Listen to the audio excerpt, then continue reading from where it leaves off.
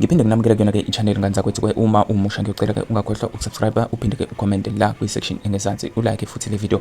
Lana ke kuthiwa ke usekhiphe ke ingonyuluka kumalungu eParliament ke umqondisi jikelele eminyangweni ke wezemfundo eyisisekelo uMnumzane Mathanzima Mweli mayelana ke nokuphucuka kwamaphepha ka-matric minyaka yonke. Lokhu ke ukusho lapha yana ke bebambeke isithangabi uMweli ke utshele amalungu ukuthi ke amaphepha ka-matric awaphucuki ke ezinkampanini ke ezithole ke umsebenzi wokuwagaya kodwa ke aphucuka kwi-government printing works. Ukusho lokhu ke kulandela ke ikhwelo lokuthi ke kumele kusetshenziswe lolu hlaka lukahulumeni ukugaya ke amaphepha ke ka-matric njengoba ke ezifundazweni ke eziningi kusetshenziswa ke izinkampani ke ezizimele. Uthe amaphepha ka-matric kumele ke aqashwe ke ngeso lokhuzi angaphucuki ngoba lokho kubeka ke engcupheni ke izinga lalezi zivivinyo.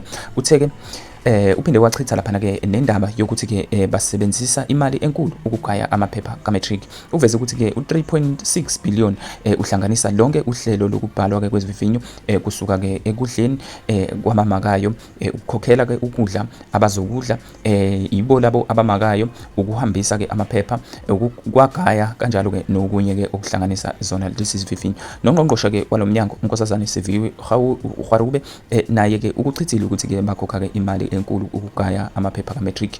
Bakusho lokhu ke ngesikhathi ke bevelela lapha ngaphambi ke kwekomiti laseParliament muva nje. Odabeni ke oluthinta ke ukuhanjiswa ke kwezincwadi nama-workbooks ezikoleni uMwele ke uthe abazihambisi sonke ke ngesikhathi ngenxa yokuthi ziyebiwa. Okunye ke akubalulile lapha ukuthi ke kwesinye isikhathi kuyenzeka ukuthi ke isikole siyasha lapho ke kuye kudingeka ukuthi ke abafundi babuye bekwazi ukunikezwa ke ezinye ke izincwadi. Ngakho ke yingakho ke bengakwazi ke ukuthi ke abafundi bengalahlekelwa yikhona konke ke kuyizinsiza zabo. Amalungu eParliament akhale ngokuthi ke kungani umnyango ke ugxile KwaZulu-Natal ekubeni ke ziningi izifundazwe ke edinga ke usizo. uNkosazana Gwarube uthe iKZN isenkingeni enkulu ke ifana ke nokuthi ke isemgodini ke.